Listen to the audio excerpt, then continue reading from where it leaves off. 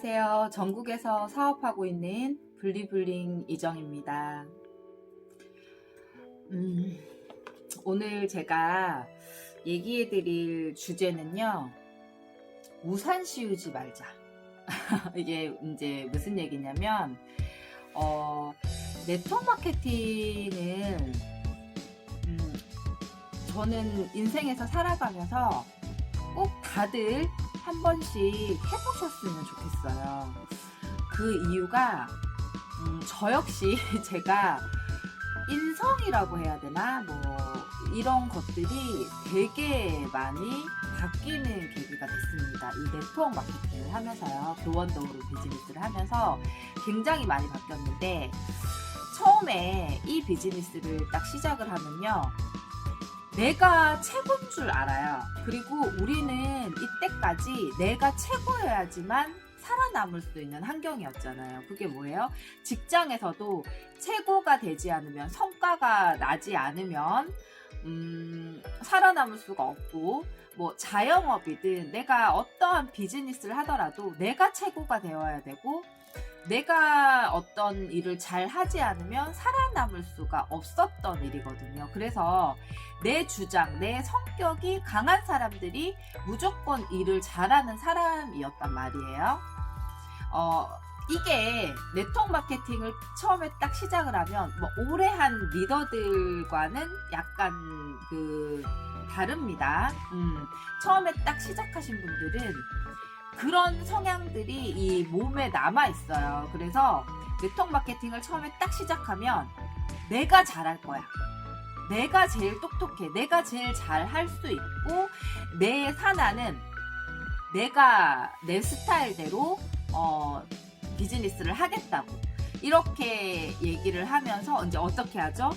업라인 스폰서들을 내 산하에 어떤 컬러를 낼 수 없게 만들어 버려요. 이게 이제 우산을 탁 씌우는 건데, 이게 참 어떻게 보면은 위험한 일입니다. 그 이유가 뭐냐면, 처음에 비즈니스를 시작하면 한두 명, 뭐 많아봐야 10명, 20명으로 시작을 해요.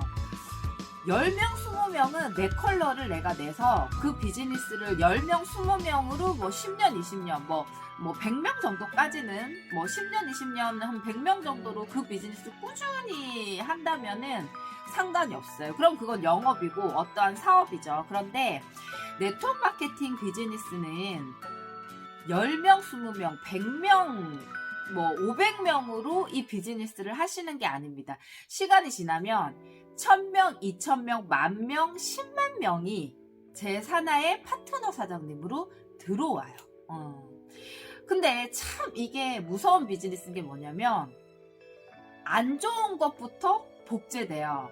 이게 복제 교육 사업이거든요. 복제 교육 사업인데, 내가 스폰서 괜찮다고, 내가 내 산하는 내가 알아서 할 테니까 신경 쓰지 마시라고 얘기하면서, 제가 스폰서의 컬러를 다 빼고 우산을 탁 씌우는 순간, 파트너들이요, 처음에 비즈니스를 시작하신 분들은 생각을 많이 못 하다가 시간이 지나면 참 이상하게 안 좋은 건 먼저 복제가 되는 거예요. 이게 팀빌딩 비즈니스잖아요.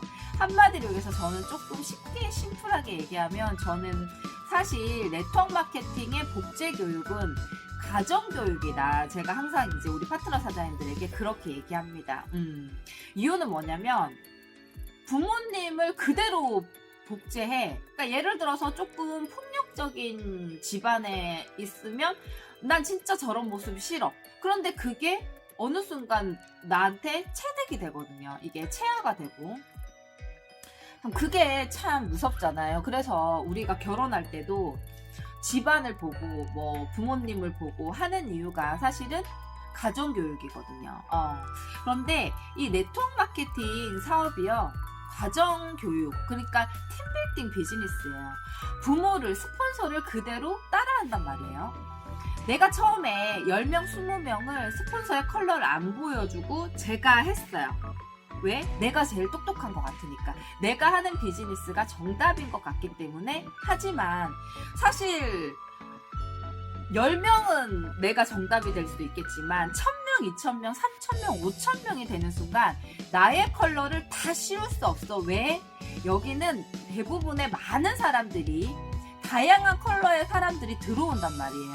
그러면 내 컬러를 다 입힐 수 없어요. 그러면 이제 어떻게 되냐면 내 우산을 씌우다가 어딘가에는 더 이상 나에게 복제가 안 되는 파트너들이 나오기 시작합니다.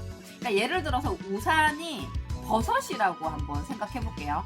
이렇게 빛을 많이 보고 이렇게 한 버섯은 정말 맛있는 버섯으로 익지만 왜 좀 음침하고 막 빛을 많이 보여주고 영양분을 많이 줄 수 없는 버섯이 독버섯이 되잖아요. 그것처럼 스폰서에게 그 자식, 그 파트너는요, 나중에 독으로 돌아와요. 이게 무슨 얘기냐면 나와 똑같이 내 산하의 우산이 500개, 1000개가 생깁니다.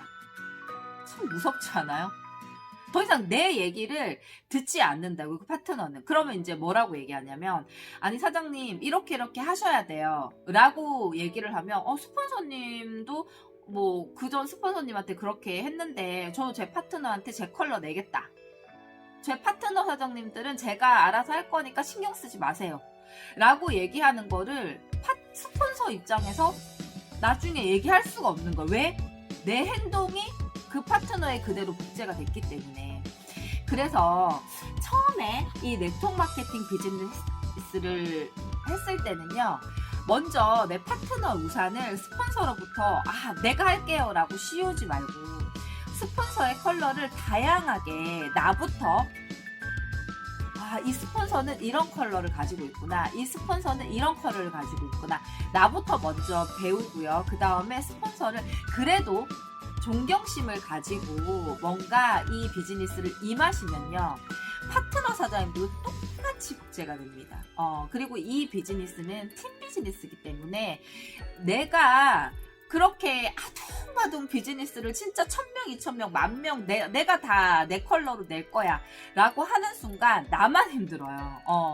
결국 나와 맞지 않는 파트너도 나오거든요. 그럴 때는 업라인 스폰서 중에 누군가가 그 파트너를 케어해주고 그 다음에 그 파트너를 키워줍니다.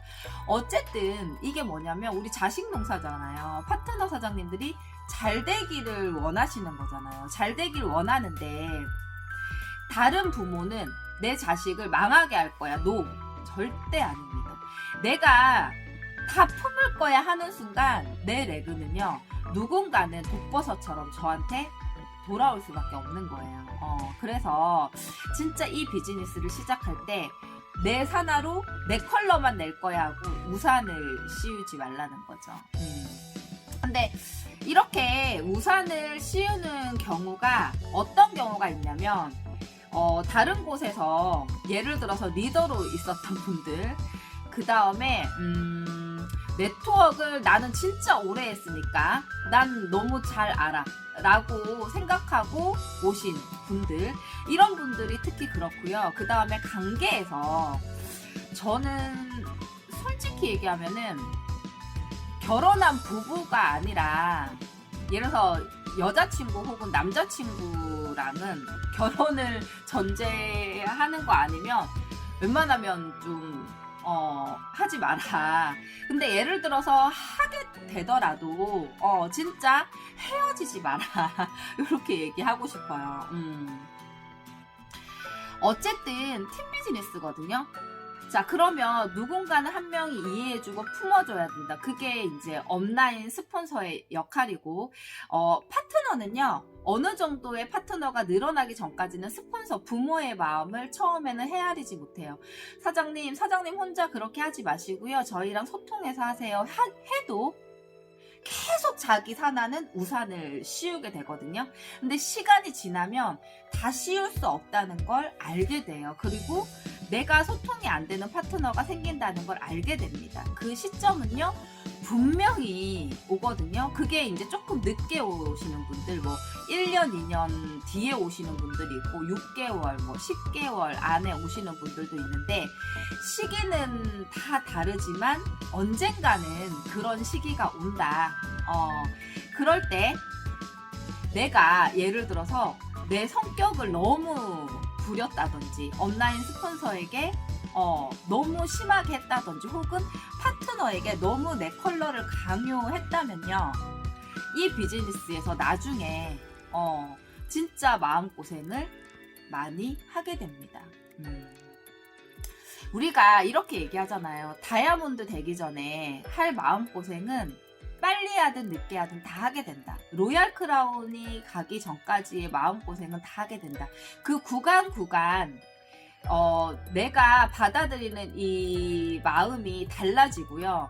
구간 느끼는 감정은 다 다릅니다. 그리고 헤쳐나가야 되는 일도 그 구간 다 달라요. 그런데 처음에 이 비즈니스를 했을 때 진짜 내가 너무 강하게 파트너 사장님들에게 접근을 했다든지, 그건 처음에는 성과가 날 수 있어요. 처음에는 진짜 강한 리더십이 성과가 날 수 있겠지만 나중에 시간이 지나면요, 이 강한 리더십이 많은 파트너들을 힘들게 할 수도 있다는 거예요. 그래서 약간 부드러운 스폰서가 있다면 함께 조인해서 그 레그를 키우시는 게 훨씬 좋습니다. 그리고 시간이 지나서요, 너무 강하기보다는 조금 부드러움을 접목하셔서 비즈니스를 하시는 게요, 파트너 사장님들이 내 곁에 오랫동안 남아있는 그런 비즈니스로 성공하실 수가 있을 거예요. 참 강하면 부러진다고 하잖아요. 처음에 강한 거는 무조건 성과가 날 수도 있어요. 그런데 그 강함이요, 파트너를 힘들게 하고요, 결국 파트너가 나에게 등을 돌리게 한다. 자, 이럴 때는 이제 어떻게 하면 좋냐면, 경험치가 많은 온라인 스폰서랑 그래도 계속 소통을 하고 뭔가 이 주제에 대해서 어떻게 하면 더 바르게 사업을 성장시킬 수 있을까, 계속 소통을 하시면요, 훨씬 더 좋은 비즈니스가 될 수 있고요, 팀빌딩이 훨씬 더 쉬워지기 때문에 제가 오늘 우산 씌우는 거에 대해서 이제 말씀을 드렸어요. 처음에 비즈니스 시작하실 때 많은 분들이 제일 많이 하는 실수거든요. 자, 그럴 때 리더라면 온라인 스폰서의 얘기를 한 번쯤은 들어보시고요. 그 온라인 스폰서와 그 다음에 내 자식 간의 그런 소통을 끊지 마시고, 저도 마찬가지로 온라인 스폰서를 받아들이고 이 모습이 그대로 복제가 돼서 내 하선의 팀빌딩은 조금 더 유연하게, 그리고 많은 파트너 사장님들이 다양한 스폰서의 컬러를 볼 수 있게 그렇게 비즈니스를 하신다면 분명히 정말 멋진 리더로 성공하실 수가 있겠습니다. 자, 이 얘기는요, 다양한 노하우 속에서 이런 현상들을 경험한 얘기를 제가 이제 말씀을 드리는 거거든요. 비즈니스가 기존에 굉장히 어려웠다. 그러면 온라인 스폰서의 그 깊이, 노하우가 조금 약했을 수도 있어요. 얕았을 수도 있는데, 그게 이제 케이스 바이 케이스거든요. 어떤 케이스는 이런 비즈니스 성향이 맞고 어떤 케이스는 이런 비즈니스 성향이 맞는데, 노하우가 많은 리더와 같이 일을 하신다면 아마 제가 지금 얘기한 이런 부분도요, 조금 수월하고 편안하게 흘러갈 수 있을 것 같아요. 성공하고 싶으시잖아요. 그러면 정말 많은 노하우가 있는 그런 스폰서를 선택하시는 게 좋고요. 자, 처음 비즈니스를 시작할 때 나의 컬러, 나의 강한 컬러를 많이 주장하기보다는 온라인 스폰서들은 어떻게 이 비즈니스를 하고 있는지 얘기를 많이 들어보시는 그런 시간을 가지셨으면 좋겠습니다. 저 블리블링 이정희가 예를 들어서 도와드릴 일이 있다면 제가 진짜 제 마음속에 깊은 얘기까지 다 노하우로 전수를 해드릴 테니까요. 진짜 지금 조금 마음이 힘들다, 나 지금 조금 레그가 안 크는 것 같아, 괴롭다 라고 생각되시는 분들은요, 주저없이 연락 주시길 바라겠습니다. 이것으로 오늘 얘기는 마치도록 하겠습니다. 들어주셔서 감사합니다.